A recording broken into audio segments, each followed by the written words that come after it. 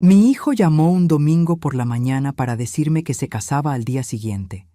En esa misma llamada, me informó que había sacado todos mis ahorros y vendido mi casa. Lo que él no sabía era que yo había pasado 30 años aprendiendo exactamente qué hacer cuando alguien intenta destruirte por dentro. Escriban en los comentarios desde qué país están viendo este video. Nos encanta saber de dónde viene nuestra familia aquí en el canal. Tenía 71 años cuando todo se derrumbó de golpe. O mejor dicho, cuando mi hijo pensó que todo se había derrumbado. Era una mañana de domingo de octubre, de esas frías que llegan sin avisar, con un cielo gris claro que parece no saber si llueve o no. Estaba sentada en mi sillón favorito, el de cuero café desgastado que mi esposo Eduardo compró en un tianguis de antigüedades en los primeros años de nuestro matrimonio. Tenía una taza de té en la mano, un libro en el regazo y el silencio rico de quien no necesita apresurar nada. A los 71 años, los domingos por la mañana son un regalo. Entonces sonó el teléfono. Era Marcelo, mi hijo único. 42 años, esa voz grave que heredó de su padre, siempre con un tono de quien está a punto de pedir un favor o anunciar una buena noticia. Esta vez eran las dos cosas, o al menos él creía que lo eran. «Mamá», dijo, «tengo una noticia increíble. Me caso mañana». Hice una pausa. No por la sorpresa de que se casara, sino por la palabra mañana. Mi hijo me estaba avisando de una ceremonia de boda con menos de 24 horas de anticipación. Le pregunté quién era la novia, con esa calma de quien aprendió que las preguntas apresuradas no cosechan respuestas verdaderas. Me dijo el nombre, Renata Fonseca. Una mujer que yo había visto solo una vez, en una cena en la que ella miró mis muebles con más atención que a mí. Entonces siguió hablando. Y fue ahí donde el tono de su voz cambió. «Necesitaba un dinero para el enganche del departamento nuevo», dijo, como si estuviera comentando sobre el clima.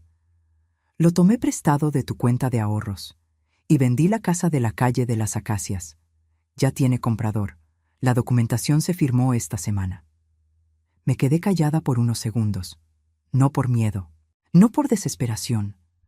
Me quedé callada porque necesité un instante para organizar lo que estaba sintiendo, que era una mezcla extraña de dolor, claridad y algo que solo puedo describir como reconocimiento. Como cuando ves una tormenta acercándose a lo lejos y piensas, «Ah, entonces era eso». «¿Cuánto sacaste?», pregunté. «550,000 pesos», respondió él, demasiado rápido, como quien ya lo tenía ensayado. Y entonces me reí. No fue una risa irónica, no fue histérica, fue genuina, de esas que suben desde el fondo del pecho cuando la situación es demasiado absurda para cualquier otra reacción. Marcelo se quedó desconcertado del otro lado de la línea. Él claramente esperaba llanto, o súplicas, o un silencio pesado. No esperaba risas. Lo que Marcelo no sabía era que la casa de la calle de las Acacias no era donde yo vivía.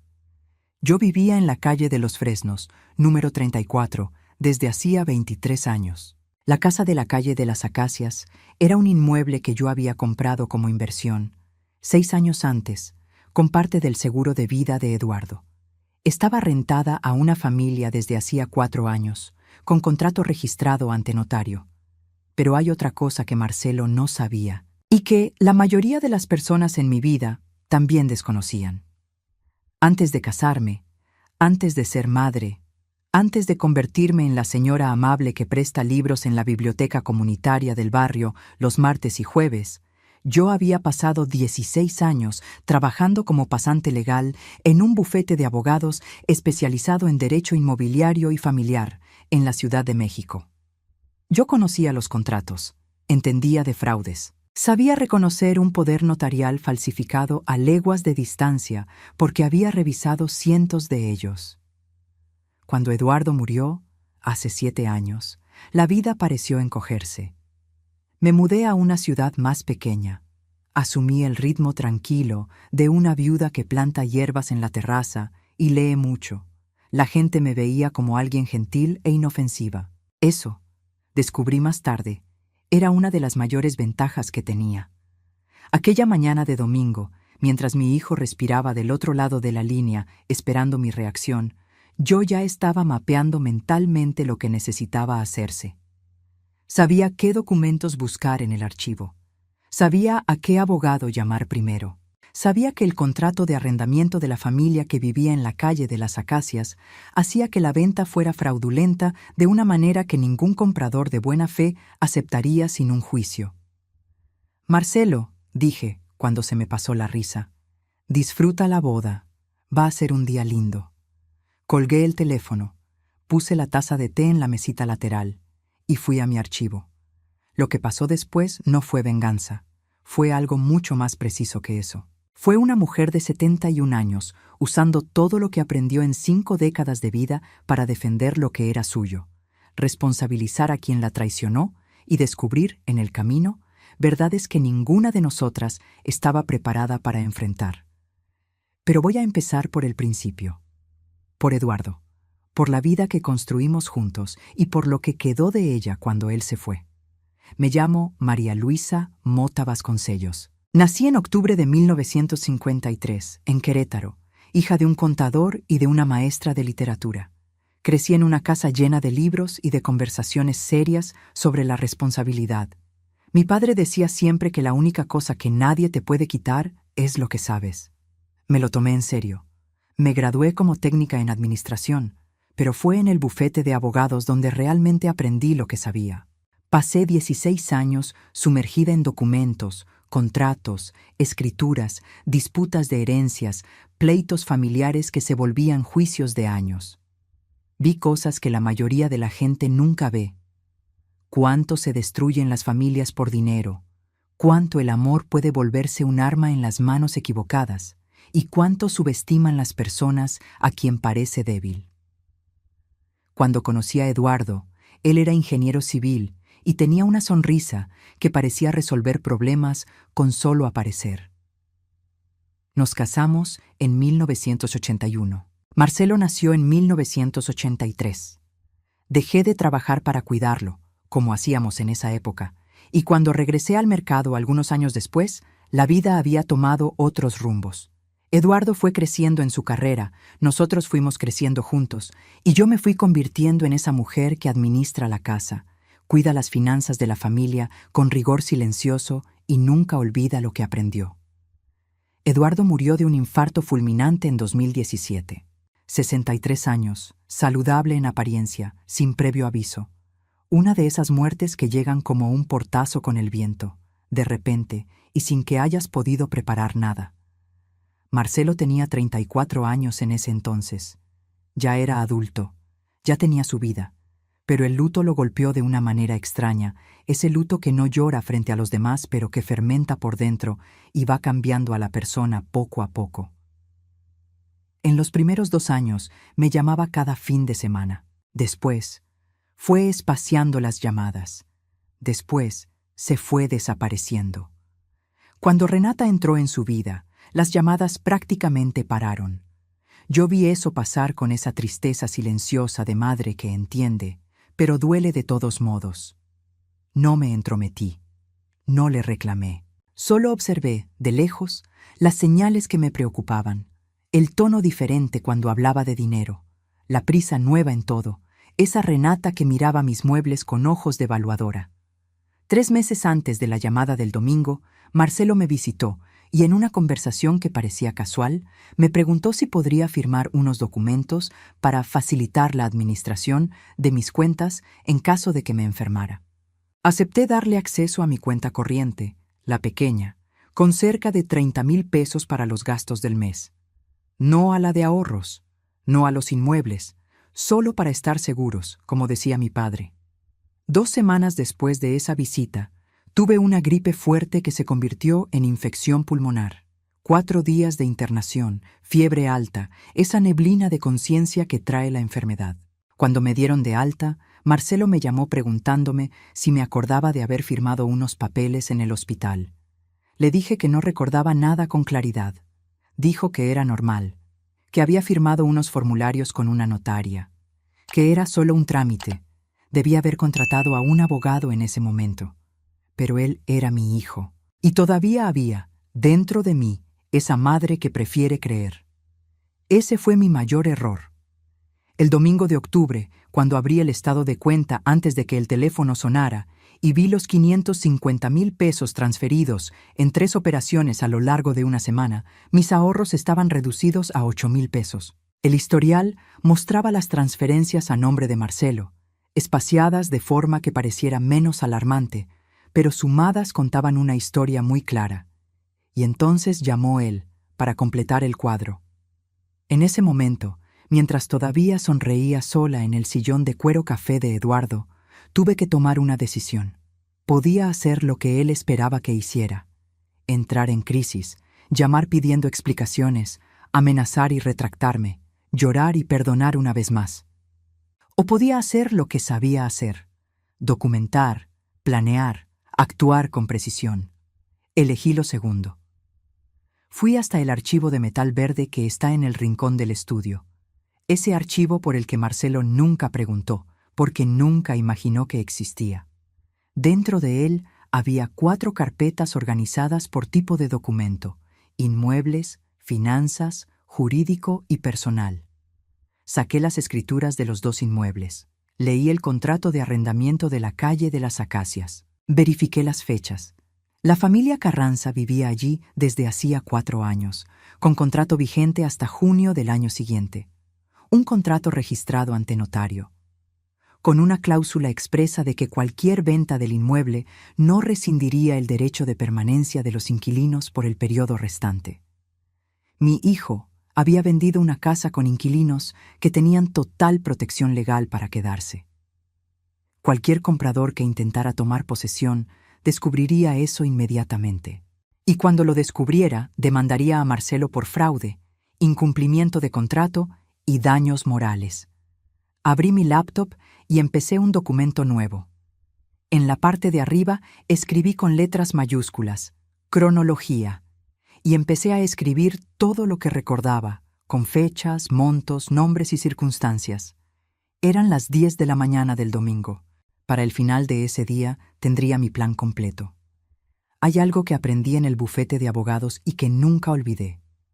La mayor ventaja en una disputa no es el dinero, no es el abogado más caro, no es el grito más fuerte. Es la documentación. Quien documenta primero, documenta mejor y documenta con consistencia, casi siempre gana. Pasé 16 años viendo eso suceder. Así que, aquel domingo, mientras mi hijo probablemente celebraba con Renata la ingenuidad de su vieja madre, yo trabajé. Llamé a doña Socorro, mi vecina y amiga de 20 años, que tiene una memoria mejor que cualquier agenda y una lealtad que no hace falta pedir. Llegó en 15 minutos, con un recipiente de panqué de naranja que no pedí, pero que era exactamente lo que necesitaba. Nos sentamos en la cocina, tomamos café y se lo conté todo. Socorro no me interrumpió. Cuando terminé, se quedó en silencio por un momento, mirando la taza. Después solo dijo: ¿qué necesitas de mí?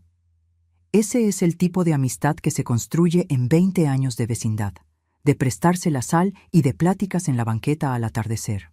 No necesita drama, solo necesita confianza. Le pedí que me ayudara a organizar los documentos en 3 juegos completos, fotocopiados y numerados. Uno para mí, uno para el abogado y uno para el Ministerio Público. El lunes por la mañana, a las 9 en punto, llamé al banco. Hablé con la gerente de cuenta, una mujer llamada Carla, que me atendía desde hacía años. Le expliqué la situación con calma y precisión. Le dije que había un posible fraude en las transferencias, que yo no había autorizado conscientemente los retiros y que necesitaba todos los registros de las últimas transacciones, incluyendo la documentación del poder que supuestamente se había presentado. Carla se puso tensa del otro lado de la línea. «Doña María Luisa, esto es serio». «Lo sé», respondí. «Por eso estoy llamando». Me prometió los documentos en un plazo de 3 días hábiles y abrió un protocolo de investigación interna. Dijo que el banco bloquearía cualquier nuevo movimiento sospechoso mientras el caso se investigaba. A las 10 de la mañana llamé al licenciado Raúl Luz.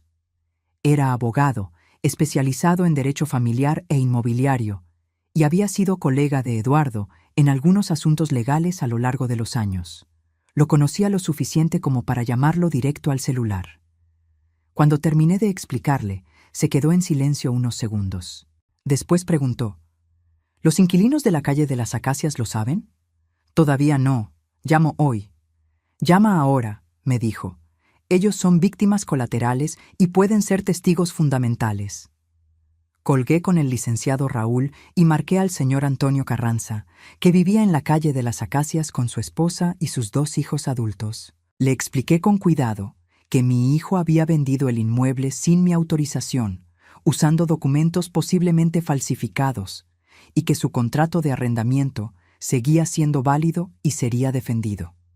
La voz del señor Antonio fue de impacto, luego de coraje, y después de alivio cuando entendió que no perdería su hogar. Prometió cualquier colaboración necesaria. Por la tarde, en el despacho del licenciado Raúl, me senté del otro lado de una mesa cubierta de papeles y escuché lo que ya sabía, pero necesitaba oír de alguien externo. Mi hijo había cometido al menos 3 delitos graves: robo, fraude y falsificación de documentos. El poder presentado al banco y al registro público era nulo porque yo estaba con fiebre alta cuando lo firmé, lo que comprometía mi capacidad de consentimiento, y la notaria que supuestamente habría autenticado el documento tendría que ser investigada. ¿De verdad quiere hacer esto?, me preguntó el licenciado Raúl, mirándome con esa honestidad directa que yo apreciaba en él. «Es su hijo». Enfrenté la pregunta con seriedad, como se merecía. «Es mi hijo», acepté. Y precisamente por eso necesita entender que lo que hizo tiene consecuencias. Si lo encubro, no lo estoy protegiendo. Estoy garantizando que lo vuelva a hacer. Pasamos 2 horas armando el caso. Cuando salí de ahí, ya había un reporte abierto en el banco, una investigación en curso en el registro público de la propiedad y una cita en la fiscalía para el día siguiente. Esa noche, Marcelo mandó un mensaje. «Mamá, me llamaron del banco preguntando por las transferencias. Diles que tú autorizaste todo, ¿va?» Me quedé mirando el mensaje por un largo rato. Entonces escribí de vuelta: «Buenas noches, Marcelo». Y guardé el teléfono. Lo que sentía en ese momento no era coraje puro, era algo más complejo y más pesado. Era el dolor de ver a alguien que criaste, a quien alimentaste, educaste y amaste. Convertirse en una persona que mira a su propia madre y solo ve un estorbo, un recurso que explotar, una debilidad de la cual aprovecharse. Recordé cuando Marcelo tenía 7 años y se cayó de la bicicleta en la banqueta y me quedé a su lado en el cemento caliente hasta que dejó de llorar, sin prisa alguna, sin ningún lugar mejor donde estar. Recordé cuando tenía 16 y me contó, con vergüenza, que había copiado en un examen, y no le grité, solo le dije que tendría que resolver eso con el profesor, y lo resolvió. ¿Dónde estaba ese niño?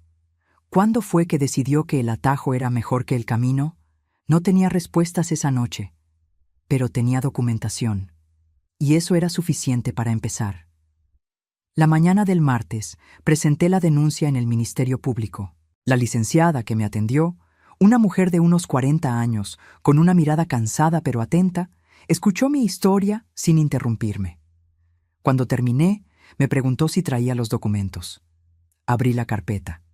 Todos los estados de cuenta, las escrituras, el contrato de arrendamiento, la copia del poder sospechoso, el historial de las transferencias con fechas y montos. La licenciada lo hojeó todo en silencio. Después me miró con una expresión que era casi de respeto. «Usted se preparó muy bien», dijo. «Pasé 16 años en un despacho de abogados», respondí. «Se aprende». La investigación se abrió ese mismo día. Lo que siguió fue una semana intensa de llamadas, reuniones y esperas.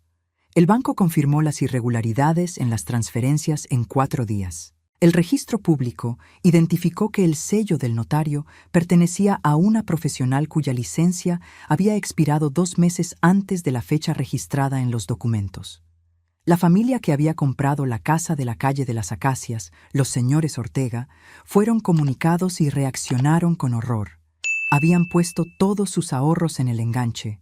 Estaban destrozados. Llamé a Débora Ortega personalmente. Contestó con la voz temblorosa, esperando lo peor. Le dije que el contrato de compraventa sería anulado, que su dinero les sería devuelto y que, cuando los inquilinos se salieran al final del contrato, si ella todavía quería la casa, se la vendería al mismo precio que ella había pactado. Se quedó en silencio por un momento. Después dijo: «Usted no tenía por qué hacer eso». «Sí tengo», respondí. «Su familia no hizo nada malo». Marcelo se casó un lunes por la mañana, en una ceremonia pequeña en un jardín de eventos por la zona de San Ángel. Me invitó por mensaje la noche anterior, con esa confianza de quien cree que su mamá va a aparecer sonriendo sin importar lo que haya pasado. Y aparecí, con un vestido azul, el cabello arreglado y un pequeño regalo envuelto con esmero. Dentro del regalo había una foto vieja. Eduardo, Marcelo con 3 años y yo en el parque de Chapultepec un día de sol. En el reverso escribí: «Para que siempre recuerdes de dónde vienes. Con amor, mamá». El lugar estaba decorado con flores blancas y arreglos caros que reconocí por el precio, porque Eduardo me enseñó a apreciar la calidad y aprendí a reconocerla cuando se compra con dinero que no es de quien está pagando. Había champaña francesa, pastel de 4 pisos, una decoración que fácilmente costaba unos 200,000 pesos. Mis 200,000 pesos. Renata estaba guapa, con ese tipo de belleza que exige mantenimiento constante y que, de cerca, parece un poco harta de sí misma. Me abrazó con ese calor calculado de quien quiere parecer afectuosa sin serlo. Dijo que se alegraba de que yo hubiera entendido, que debería aprovechar para relajarme sin preocupaciones por la casa o el dinero. Le devolví la sonrisa con el mismo tipo de calor. Me senté en la primera fila de la ceremonia y observé a mi hijo prometer amor y fidelidad a esa mujer. Lo hice con atención genuina, no con amargura, porque por más que me doliera, ese seguía siendo mi hijo. Y necesitaba guardar bien la imagen de ese momento, porque sería su último día feliz en mucho tiempo. Durante la recepción, caminé por el salón con cuidado, platiqué con gente que no conocía, tomé champaña que no bebí y me tomé fotos que sabía que nunca revelarían nada de lo que estaba pasando bajo la superficie. A las 3 de la tarde, mi teléfono vibró. Un mensaje del licenciado Raúl. El registro confirmó fraude en el sello del notario. Los Ortega ya fueron notificados. La fiscalía abrió investigación formal. Lo tenemos. Guardé el teléfono en la bolsa. Miré a Marcelo, que bailaba con Renata bajo una lluvia de pétalos, sin la menor idea de lo que estaba pasando. Me fui antes de que partieran el pastel. Abracé a mi hijo, le deseé felicidad con toda la sinceridad que pude reunir y salí por el pasillo del salón sin mirar atrás. En el coche, en el silencio, lloré un poco. No de coraje, de luto. Por el hijo que tenía antes de todo esto, o tal vez por el hijo que nunca existió de la forma en que lo imaginé. Después me sequé los ojos, encendí el motor y me fui a casa. Socorro me estaba esperando con una botella de vino abierta y una expresión que no necesitaba palabras. «¿Cómo estuvo?», preguntó. «Caro», respondí, «caro y muy bonito». Ella se rió. Yo también. Nos quedamos hasta tarde organizando la documentación final, separando cada comprobante, cada estado de cuenta, cada contrato en orden cronológico perfecto. Trabajamos bien juntas, como siempre, con esa eficiencia silenciosa de quien conoce los hábitos del otro. Esa noche, antes de dormir, me quedé pensando en Eduardo, en cómo sería él en ese momento. Era un hombre que creía en las consecuencias, pero también en las segundas oportunidades. Decía que el castigo sin posibilidad de redención era solo crueldad disfrazada de justicia. Tendría que recordar eso cuando llegara la hora. Aparecieron en mi puerta una noche fría, una semana después de la boda. Sin avisar, sin llamar, Simplemente tocaron con esa intimidad agresiva de quien cree que tiene derecho a entrar. Marcelo traía la cara desencajada y los ojos rojos de quien no ha dormido bien. Renata tenía esa expresión que yo ya había aprendido a reconocer, el cálculo bajo el barniz. Entré a la sala y los dejé pasar, sin decir nada. Marcelo fue directo al punto. El banco le había bloqueado las cuentas. El registro había congelado la venta de la calle de las Acacias. Estaba recibiendo llamadas de abogados y de la policía. «¿Qué hiciste?», preguntó. Me quedé de pie, de espaldas a la ventana, con esa luz débil de noviembre entrando por detrás. Le dije que había hecho lo que se tenía que hacer, que el poder era fraudulento, que la venta era ilegal, que las transferencias habían sido reportadas al banco. Renata dio un paso al frente. Dijo que yo ya estaba vieja y no podía administrar mis propias cosas, que ellos solo estaban ayudando, que si seguía con eso, ellos tendrían formas de hacerme la vida muy difícil. Iban a decirle a todos que yo tenía pérdida de memoria, que no era capaz de tomar decisiones sola. Iban a pedir una interdicción judicial por incapacidad. Escuché todo en silencio. Hay algo que años de trabajo legal te enseñan. Cuando la otra parte empieza a amenazar, es porque tiene miedo. La amenaza es desesperación con la voz alta, y la desesperación comete errores. Dije, con una voz que me sorprendió hasta a mí por su firmeza. «Sálganse de mi casa». Marcelo intentó seguir. Levanté la mano. «Tengo 2 testigos en este caso, registros bancarios, peritajes del registro público, un contrato de arrendamiento activo y una denuncia presentada. Si siguen amenazándome, sumaré esto a una queja separada por coacción. Ahora, lárguense». Renata salió primero, con ese tipo de coraje que parece frío por fuera, pero quema por dentro. Marcelo fue después, sin mirarme. Cerré la puerta. Me senté en el piso de la sala por un momento, con las manos temblando. No de debilidad, sino de adrenalina, esa que queda después de que el peligro pasa. Llamé al licenciado Raúl y le conté lo que había pasado. Me pidió que documentara la visita con hora, fecha y lo que se había dicho, y me sugirió que instalara un timbre con cámara. A la mañana siguiente, ya tenía un timbre nuevo en la puerta. Esa misma semana, el dictamen del banco concluyó. Las transferencias se habían realizado basándose en un poder que presentaba irregularidades técnicas graves.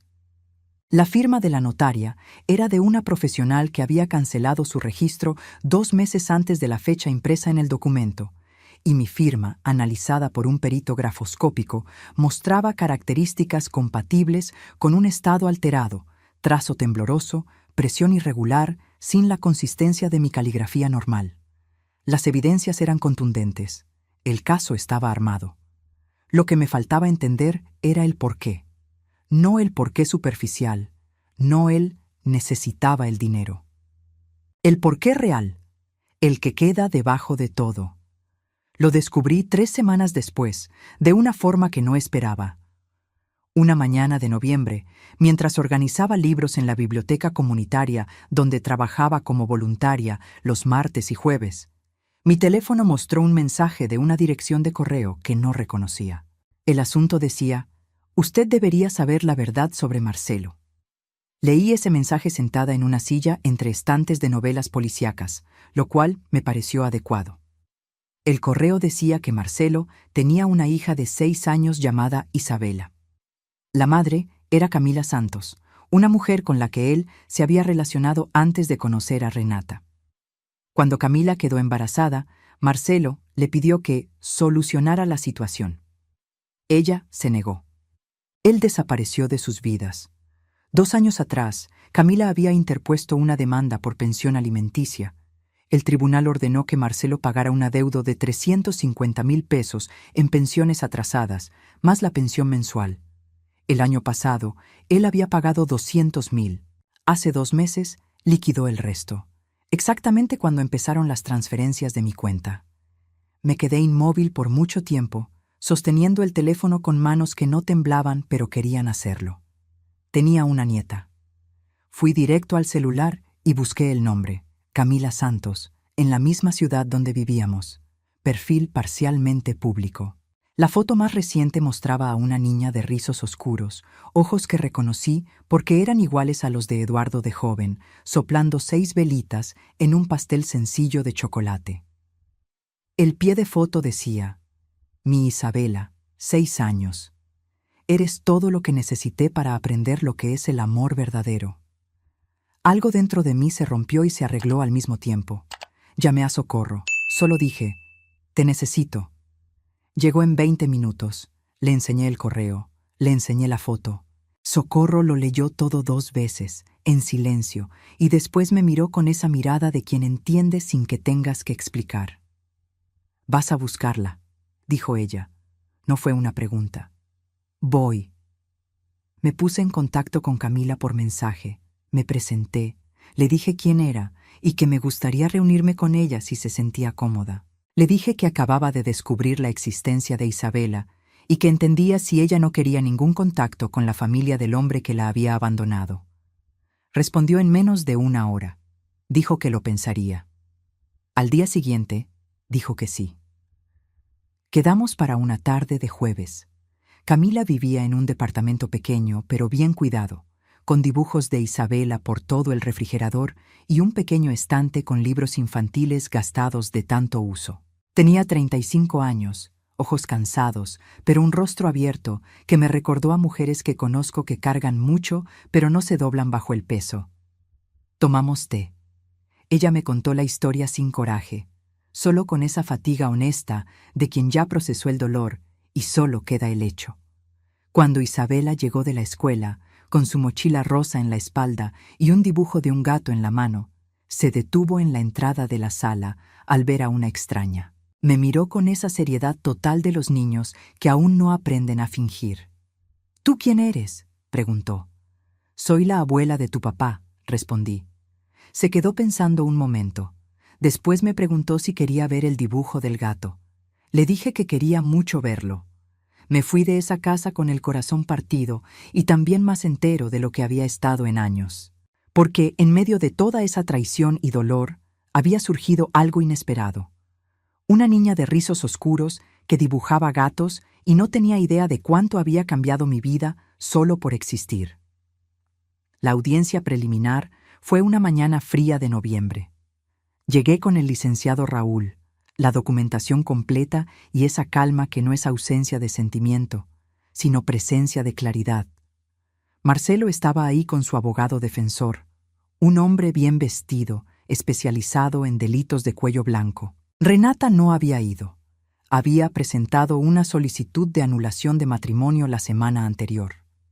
Mi hijo parecía 10 años mayor que en la ceremonia de la boda, hacía apenas un mes.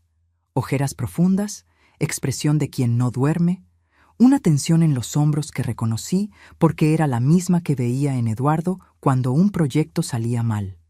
La jueza Fernanda Aguiar presidió la audiencia con esa autoridad tranquila de quien no necesita elevar la voz para ser escuchada.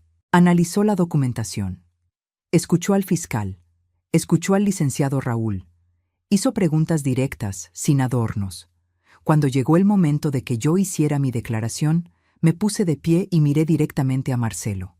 Antes de proseguir, dije, necesito preguntarle a mi hijo sobre Isabela. La sala se quedó en silencio. El rostro de Marcelo palideció de una forma que solo le vi otra vez, cuando murió Eduardo y la noticia llegó por teléfono. «Habla de tu hija», le dije. Marcelo miró a su abogado, a la jueza, a mí. Y entonces, para mi sorpresa, empezó a llorar. No el llanto actuado de quien quiere conmover. Un llanto feo, de ese que sale cuando la persona ya no puede aguantar más. Pidió permiso a la jueza y habló. Sobre Camila, sobre Isabela, sobre cuánto había negado la existencia de su hija por miedo a que la familia de Renata lo rechazara si lo sabían. Sobre los 350,000 pesos de pensión atrasada.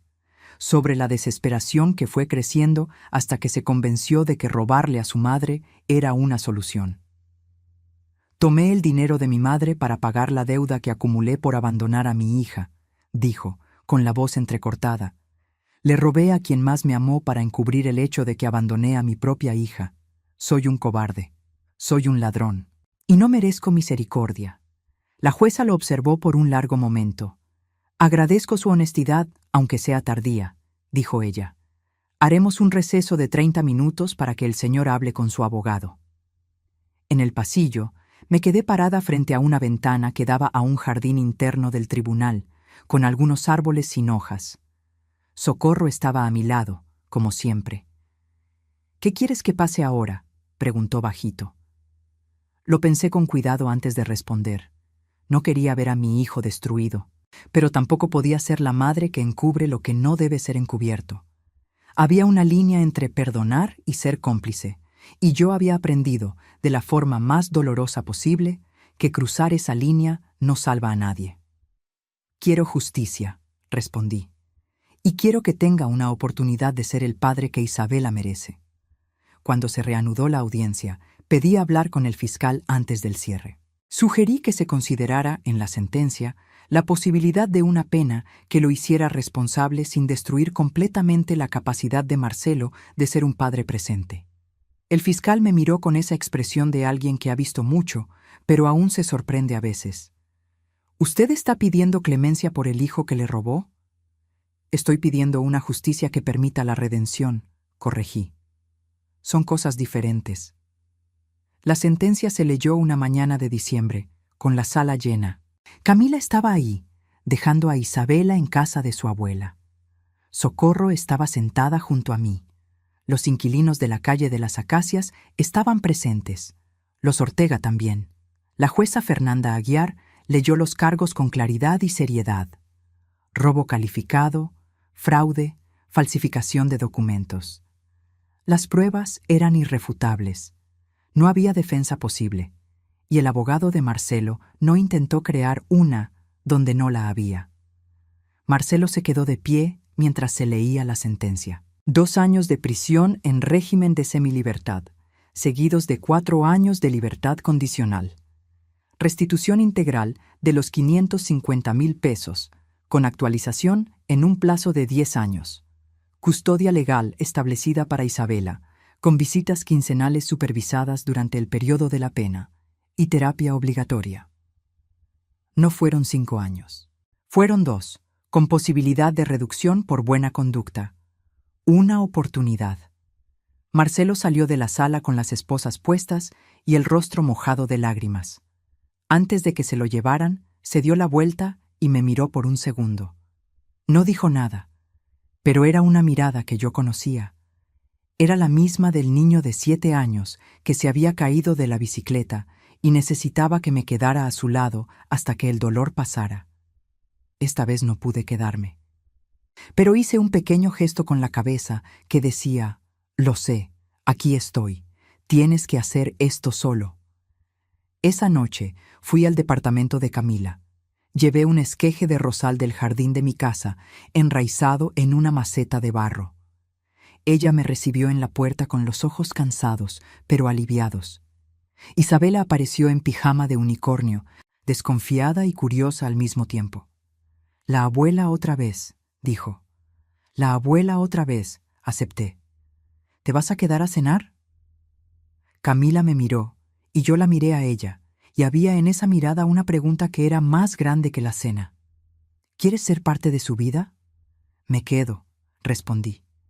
En esa cena de sopa de codito con tomate, con una niña de 6 años contándome sobre su maestra de educación física y el perrito que quería que le regalaran de cumpleaños, algo se reorganizó dentro de mí. El dolor seguía ahí, pero había espacio alrededor de él. Un espacio que no existía antes. 2 semanas después, recibí una visita que no esperaba. Una mujer de unos 50 y tantos años, con el cabello gris bien cuidado y un abrigo beige, tocó a mi puerta una mañana de lluvia. Me resultaba vagamente familiar, pero no lograba identificar de dónde. «Doña María Luisa», dijo ella, «mi nombre es Elisa Fonseca, soy la madre de Renata». Pensé en cerrarle la puerta, pero había algo en su postura, una curva en los hombros que no era arrogancia, sino peso, que me hizo retroceder y decir: «Pase». Se sentó en el sillón de la sala con un sobre en la mano y un temblor en las manos que no era de frío. «Necesito decirle algo», dijo. Algo que debía haber dicho mucho antes. Abrió el sobre. Dentro había una carta escrita a mano. Me dijo que hace 22 años, una noche de lluvia en la carretera, había perdido el control de su coche con Renata en el asiento de atrás. El coche había girado y se detuvo en sentido contrario. Eduardo venía hacia ellas. Él podría haber esquivado. No esquivó. Dirigió su auto para absorber el impacto. Las protecciones funcionaron. Renata salió con heridas leves. Elisa con un corte en la frente. Eduardo murió en el lugar. Me quedé completamente inmóvil por un momento que no puedo medir. Mi esposo murió salvando a su hija, dije, y mi voz salió desde muy lejos. Elisa estaba llorando en silencio. Dijo que había vivido con esa culpa por más de 2 décadas. Que cuando Renata empezó a andar con Marcelo y descubrió que era hijo de Eduardo, pensó que era una oportunidad de reparar la deuda de alguna forma. Fomentó la relación. Sugirió que la familia de Eduardo seguramente querría ayudar a Marcelo a tener éxito. Ella no tenía idea de lo que pasaría después. Yo no quería lastimarla, dijo. Intenté honrar al hombre que salvó a mi hija. Salga de mi casa, por favor, pedí, con la voz firme pero sin crueldad. Se fue. Me quedé sentada en la oscuridad de la sala por un largo tiempo. Eduardo había salvado a Renata. La mujer que había incitado a mi hijo a traicionarme estaba viva porque mi esposo había dado la vida por ella. ¿Cómo procesas eso? Llamé a socorro. Llegó en 15 minutos. Escuchó todo. Y entonces dijo, con esa sabiduría directa que yo tanto apreciaba en ella: Malú, Eduardo tomó una decisión en una fracción de segundo para salvar a una niña. Eso era lo que él era. Pero lo que Renata y Marcelo hicieron fue calculado. Durante semanas. Son cosas diferentes. Lo sé, respondí, pero te vas a culpar de todos modos por un tiempo, dijo ella. Y está bien, siempre y cuando no dejes que esa culpa tome las decisiones por ti. No dormí mucho esa noche. Me quedé pensando en Eduardo, en aquel segundo en que tomó la decisión que tomó. Y me pregunté si sabía, en ese instante, cuánto se iba a desarrollar esa elección en el futuro, qué caminos sinuosos recorrería antes de llegar hasta mí, sentada sola en la oscuridad. Probablemente no lo sabía. Nadie sabe esas cosas en el momento. Pero su bondad había creado toda esa red, y ahora era mi responsabilidad decidir qué hacer con ella. Cuando las hojas cayeron todas y el frío de fin de año llegó de lleno, me encontré pensando en lo que sería la primera fiesta con la familia que surgió de todo esto. No la familia que tenía antes, la familia que había surgido de las cenizas. Preparé la cena de fin de año con Socorro, que vino temprano para ayudar. Arreglamos la gran mesa del comedor que Eduardo había comprado en una tienda de madera de demolición, una mesa pesada y honesta que ya había visto muchas comidas y muchas pláticas. Pusimos platos suficientes para 12 personas. Vinieron Socorro y su esposo, el licenciado Raúl y su esposa, los Carranza, de la calle de las Acacias, con su hija adulta que estudiaba medicina, los Ortega, que habían comprado la casa como prometí en julio, en cuanto los Carranza se salieron, Camila e Isabela, y Elisa Fonseca, a quien invité la semana anterior, después de pensarlo mucho. Tardé en llegar a esa decisión. No fue fácil, pero Eduardo me había enseñado, sin palabras y sin aviso, que la bondad no elige el momento conveniente. Se manifiesta cuando es necesaria, incluso cuando cuesta. Elisa llegó al último, con una expresión de quien no estaba segura de si era bienvenida. Le ofrecí una silla y una copa de vino, y aceptó ambas con manos que aún temblaban un poco. Isabela se pasó toda la tarde enseñándole a todo el mundo sus dibujos de gatos. Había traído uno nuevo, hecho especialmente para la ocasión. 4 figuras tomadas de la mano frente a una casa con ventanas amarillas y un árbol en el jardín. «Esta soy yo», explicó, señalando a la figura más pequeña.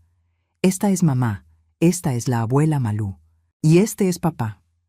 Le pregunté dónde estaba papá ahora. Lo pensó un momento, con esa seriedad de 6 años. Mamá dijo que se fue a un lugar especial a aprender a ser un papá de verdad, y que cuando salga me va a visitar cada fin de semana. «Tu mamá es muy sabia», dije. Ya sé, aceptó ella, sin falsa modestia. Marcelo me había enviado una carta desde el reclusorio la semana anterior. Una carta de 3 páginas, escrita a mano con esa letra irregular que siempre fue la suya. Pedía perdón, pero no de la forma en que pide quien quiere ser perdonado sin cambiar nada. Pedía perdón describiendo lo que había entendido sobre cada elección que hizo, sobre la mentira que fue creciendo, sobre el miedo que se volvió cobardía y la cobardía que se volvió delito. Al final de la carta había una frase que leí varias veces. Quiero ser el hombre que fue el abuelo Eduardo. No sé si lo logre, pero lo voy a intentar todos los días que me queden. Puse la carta en el archivo verde, junto con los otros documentos. Pero esta carpeta no tenía etiqueta de delito. Esta era la carpeta de las cosas que importaba guardar por razones diferentes. Antes de la cena, me puse de pie en la cabecera de la mesa. Todos se callaron. Tengo 71 años, empecé. Hace 2 meses pensé que lo había perdido todo, el dinero, la seguridad, al hijo. Pero lo que realmente perdí fue la ilusión de que el amor sin límites es una forma de protección. No lo es. Es una forma de abandono. De nosotros mismos. Miré a Camila e Isabela. A Elisa, que no levantaba la vista del plato. Aprendí que responsabilizar a quienes amamos es lo opuesto a abandonarlos. Es el acto más difícil de amor que existe. Y aprendí que la familia no es un apellido. Es quien aparece, quien se queda, quien hace el trabajo. Miré alrededor de la mesa. Rostros marcados, pero presentes. Historias complicadas, pero honestas. Eduardo solía decir que la medida de una vida no es lo que acumulas, sino lo que das. Él lo demostró en una fracción de segundo, en una carretera lluviosa, sin público, sin reconocimiento, sin tiempo para pensarlo 2 veces. Elisa levantó la vista.